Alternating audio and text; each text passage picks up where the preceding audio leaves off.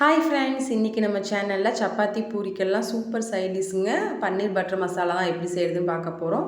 பன்னீர் மசாலானே சொல்லலாம், பிகாஸ் நான் பட்டரை ஆட் பண்ணாமல் அதே பன்னீர் பட்டர் மசாலா ரெசிபி தான், பட் பட்டர் மட்டும் ஆட் பண்ணாமல் செஞ்சுருக்கேன். டேஸ்ட் நிஜமாகவே சூப்பராக இருந்தது. ரெஸ்டாரண்ட்டில் சாப்பிட்ற மாதிரியே இருந்துச்சு. கண்டிப்பாக ட்ரை பண்ணி பாருங்கள். அதுக்கு நான் கொஞ்சமாக பன்னீர் கட் பண்ணிவிட்டு ஆயிலில் லைட்டாக ஷாலோ ஃப்ரை பண்ணி எடுத்துடுறேன். கூடயே ஒரு 8லிருந்து 10 முந்திரி பருப்பு தண்ணியில் ஊற போட்டுருங்க. நான் இன்றைக்கி 2 தக்காளி 2 வெங்காயம் எடுத்துருக்கேன். இது 4 பேர் சாப்பிட்றதுக்கு கரெக்டாக இருக்கும். இந்த மாதிரி ரஃபாக சாப் பண்ணால் போதும். அந்த பன்னீரை ஷாலோ ஃப்ரை பண்ணி தனியாக வேறு பிளேட்டில் எடுத்து வச்சுருங்க. அதே பேனில் கூட கொஞ்சமாக ஆயில் ஆட் பண்ணிவிட்டு நம்ம கட் பண்ணி வச்சுருக்க வெங்காயத்தை போட்டுட்டு சும்மா ஒரு 1 மினிட் மட்டும் சாட்டே பண்ணுங்கள். வெங்காயம் நல்லா ப்ரௌன் ஆகணும்னு அவசியம் கிடையாது.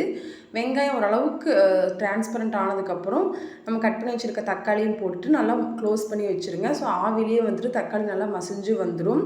பார்த்திங்களா, சூப்பராக இந்த மாதிரி வெந்து வந்திருக்கு. இது கூட நான் 1/2 டீஸ்பூன் மஞ்சள் தூள், ஒரு 3/4 டீஸ்பூன் தனி மிளகாத்தூள் ஆட் பண்ணியிருக்கேன். மிளகாத்தூள் உங்கள் காரத்துக்கு ஏற்ற மாதிரி அட்ஜஸ்ட் பண்ணிக்கோங்க. அவ்வளோதான்.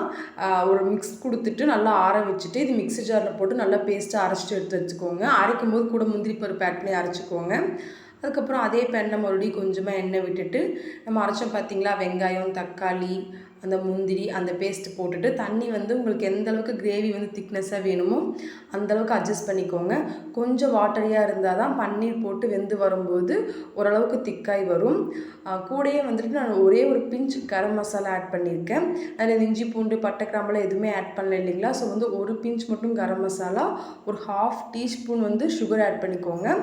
அதுக்கப்புறம் இந்த ரெசிபிக்கு தேவையான அளவுக்கு உப்பு இது எல்லாத்தையும் ஆட் பண்ணிவிட்டு நம்ம ஆல்ரெடி ஷாலோ ஃப்ரை பண்ணி வச்சுருந்தோம் பார்த்திங்களா பன்னீர், அதையும் ஆட் பண்ணிவிட்டு லிட் போட்டு க்ளோஸ் பண்ணி ஒரு 5 மினிட்ஸ் நல்லா பாயில் பண்ணி விட்டுருங்க.